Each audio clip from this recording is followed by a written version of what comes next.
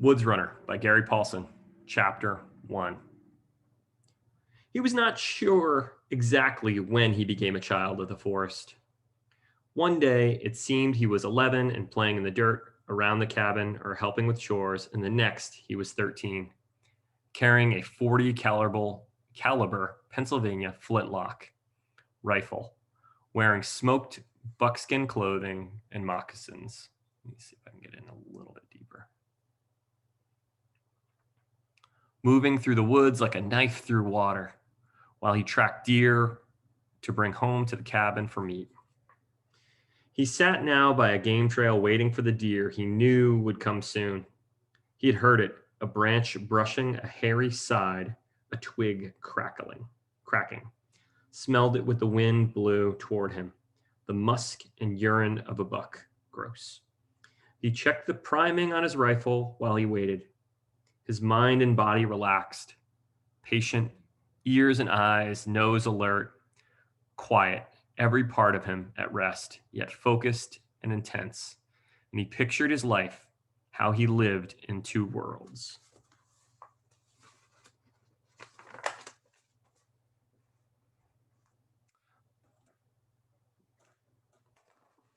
Let's see if this ruler works. I have a feeling it might not work.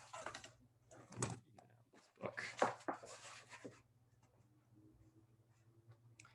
Samuel thought that a line dividing those worlds went right through the cabin.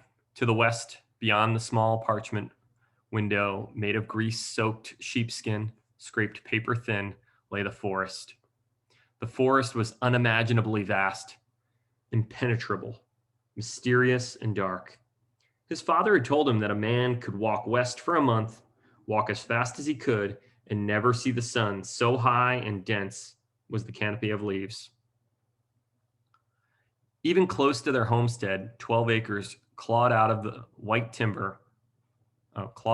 timber with a small log cabin and lean-to for a barn.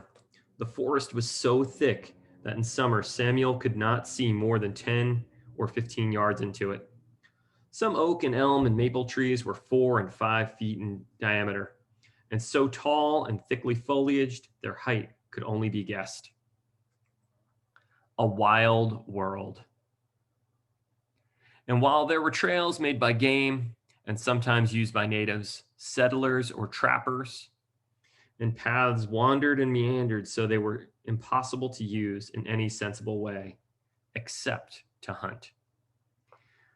When he first started going into the forest, Samuel went only a short distance. That first time, though, he was well armed with his light Pennsylvania rifle and dry powder and a good knife.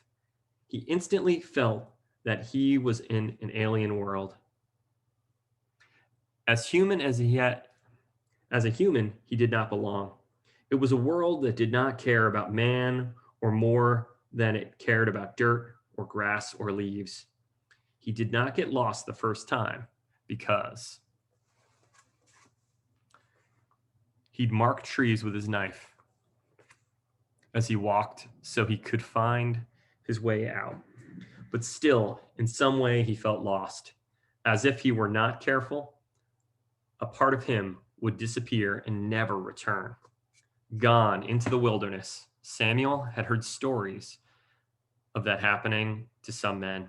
They entered the forest to hunt or trap or look for new lands to settle and simply vanished. Gone to the woods, people said of them. Some he knew were dead, killed by accident, or panthers, or bear, or Indians. And remember, folks, when we're reading, we're going to try to self-correct this. We want to keep this to our current standards, so we'll swap that to Native American. He had seen such bodies. One, a man mauled to death by a bear that had attacked his horse while the man was plowing. The man's head was eaten. Another, killed by an arrow through the throat. An arrow, Samuel knew, that came out of the woods from a bow that was never seen, shot by a man who was never known, and when he was small, safe inside the cabin near the mud brick fireplace with the mother and father, he had heard the panthers scream. They sounded like a woman gone mad. Oh, he knew the forest could kill. Once, sitting by the fire, a distant relative, a shirt-tail uncle, who was a very old man of nearly 50 named Ismail, had looked over his shoulder as if expecting to see monsters and said, "Nothing dies of old age in the forest. Not bugs, not deer, not bear, nor panthers, nor man. Live long enough, be slow enough, get old enough, and something eats you. Everything kills." And yet Samuel loved the forest now. He knew the sounds and smells and images like he knew his own mind, his own yard. Each time he had entered, he'd gone farther.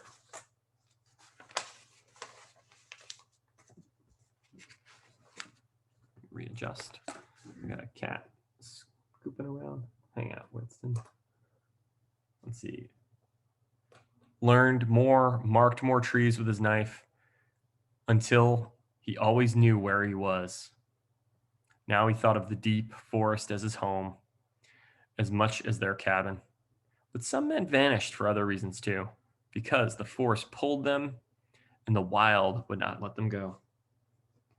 3 years ago, when Samuel was 10, he had seen one of these men, a man who moved like smoke, his rifle a part of his arm, a tomahawk through his belt,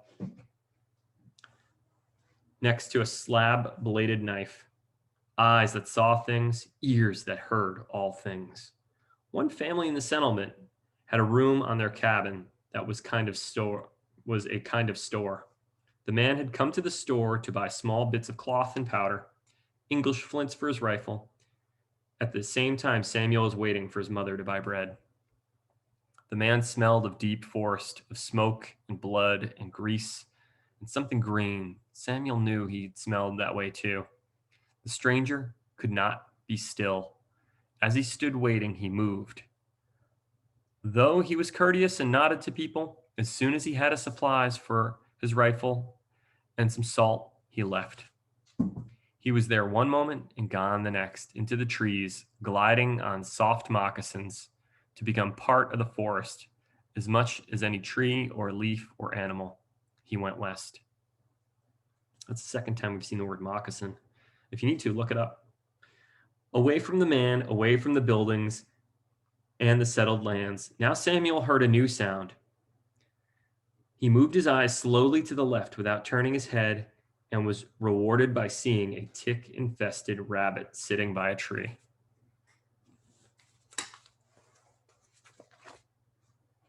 Trying to clear the insects out of its ears, Samuel smiled. Even in dead of winter, the rabbits were always trying to rid themselves of the pests. The sight made him think of his mother, who was intensely curious and had once asked him to take her into the forest. They had not gone far, not over 500 yards from the edge of the clearing, and had stopped under a towering oak where sunlight could not get through. 500 yards, that's like 5 football fields. There was a subdued green light over everything. Even their faces looked a gentle green. "I have to go back," she said, her eyes wide, wrapping a shawl tightly around her shoulders, though it was summer warm. "This is too thick. Even the air is green, so thick it feels like it could be cut. I have to go back now." Although Samuel's parents lived in the wilderness, they were not part of it. They had been raised in towns and had been educated in schools where they had been taught to read and write and play musical instruments. They moved west when Samuel was a baby so that they could devote themselves to a quiet life of physical work and contemplation. They loved the woods, but they did not understand them, not like Samuel. Stop chewing that, Winston. They had told their son that they didn't belong in towns either. They weren't comfortable in the world of roads, houses, and villages. East of the imaginary line in the cabin was what father and mother called civilization. They told Samuel about the chaos of towns that they'd escaped. There were noises, hammers clanging at blacksmith forges, chickens clucking, dogs barking, cows lowing, horses whinnying and whickering, people who always seemed to need to be talking to one another. There wasn't noise in the forest. There wasn't noise in the forest. There were smells. Wood smoke filled the air in every season because it wasn't just for heat, but to cook as well. The smell of oak for the long fires, pine for short and fast and hot fires. The smell of bread, and sometimes, if they were lucky and had honey or rock sugar to pulverize in a sack with a hammer, sweet pie. The odor of stew cooking in the cast iron pot over an outside fire or an iron kettle hung in the fireplace. The scent flying up through the chimney and out over the ground as the wind moved and the smoke around. There was the tang of manure, stacked in back of the small shed-like barns at age before it was put on gardens. Horse and cow and chicken manure from their farm and other farms. So many smells whirled by the same wind throughout the small valley. Their valley was like a huge bowl nestled in the hills in far western Pennsylvania. Here lived and had always lived Samuel Lee Smith, age 13, with his father, Olin, and his mother, Abigail, parents whom Samuel did not always understand, but whom he loved. All right, we've got character's full name: Samuel Lehi Smith. Father Olin, mother Abigail. They read to him about the world beyond from their prized books. All the long winter nights with tallow candles burning, while they sat by the fireplace, they read aloud to each other. At first, he listened as they took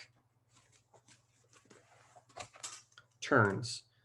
Later, he read to himself and knew the joyous romp of words on paper. He read all the books they had in the cabin and read books from other cabins in the valley so that he could know more and more of the world found only in his imagination and dreams. To the east lay the faraway world of enormous cities and the Great Sea and Europe and ancient Rome, darkest Africa, and the mysterious land of the Asias, and so many people they couldn't be counted. All kinds of different people with foreign languages and their knowledge of strange worlds. To the east lay polished shoes and ornate clothes and formal manners and enormous wealth. His mother would spin tales for him about cultured men who wore carefully powdered wigs and dipped snuff out of little tiny silver snuff boxes, and beautiful women dressed in gowns of silk and satin, swirling petticoats as they danced in great houses and exclusive salons of London and Paris. Now, the deer stepped out. It stood in complete profile, not 30 yards away. Samuel held his breath. He waited for it to turn away, look around in caution. When it did, he raised the rifle and cocked the hammer. Pulling it back as quietly as he could, the sear dropping in with a soft snick. The rifle had two triggers, a set trigger that armed a second front trigger and made it so sensitive that a mere brush released the hammer. He moved his fingers from the set trigger and laid it next to, but didn't touch the hair trigger. Then he settled the German silver blade of the front. It's pretty exciting. The front sight into the tiny notch of the rear sight and floated the tip of the blade sight until it rested just below the shoulder of the young buck. So he's aiming. These are all parts of his rifle. Directly over its heart. A quarter second passed. Samuel could touch the hair trigger now, and the hammer would drop.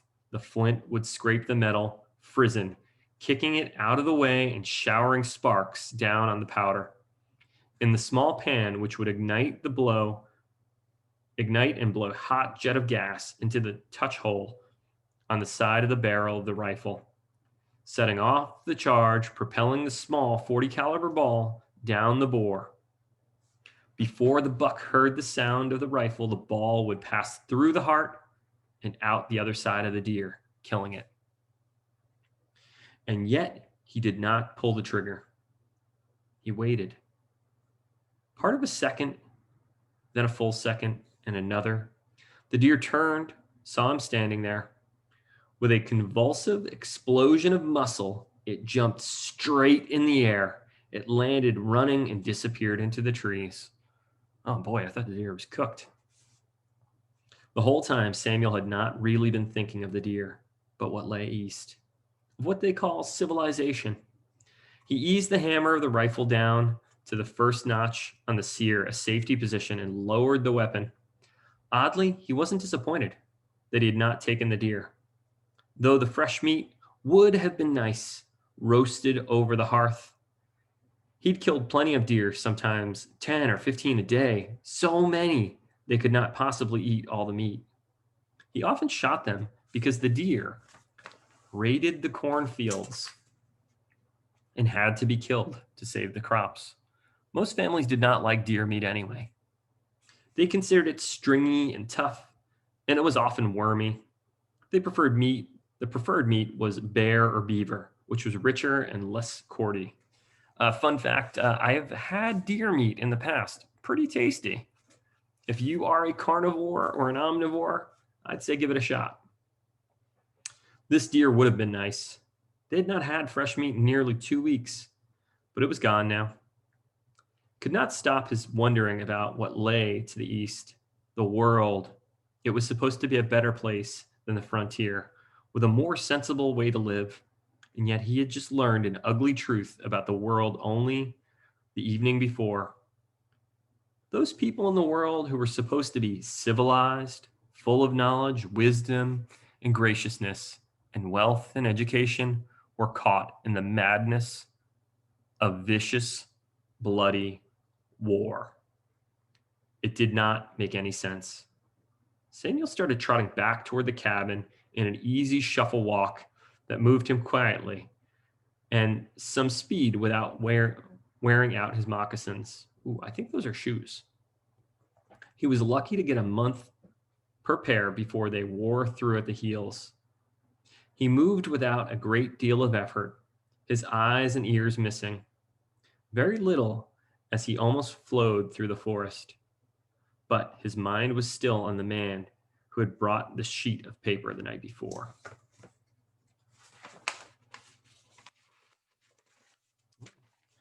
All right, Gary Paulson will do this at the end of a chapter. And let me zoom out for a second. We have been reading story, and now it goes to a piece of nonfiction. This first piece of nonfiction is called Communication. So Samuel's story pauses, and let's read through the communication. In the year 1776, the fastest form of travel for any distance over 30 or 40 miles was by ship. And by ship, they mean boat. With steady wind, a sailing vessel could clock 1 to 200 miles a day for weeks on end. A horse could cover 30, maybe even 40 miles a day, although not for an extended period without breaking down. At best, coaches could do 100 miles in 24-hour day by changing horses every 10 or 15 miles, but only if roads were in good shape, and they almost never were. A man could walk 20 or 30 miles a day, faster for short periods, but always depending on conditions of land, weather, and foot gear. 15 miles a day was standard. So there was no fast and dependable way to transmit information in those years. No telegraph, no telephone, no internet, no texting, no overnight delivery services. It might take 5 or 6 days for knowledge of an important event to move just 10 miles carried by a traveler on foot. Settlements were 12 to 15 miles apart, and information was carried by hand from person to person on paper, or in most cases shared by word of mouth. Ooh, much different than today. So this is really important for us to know in the story. Samuel is far from civilized the civilized world of the East, from the colonies that we've learned about. So he is out on the frontier, Western Pennsylvania. All right, guys, I hope you enjoyed chapter 1. I can't wait to see where this novel goes.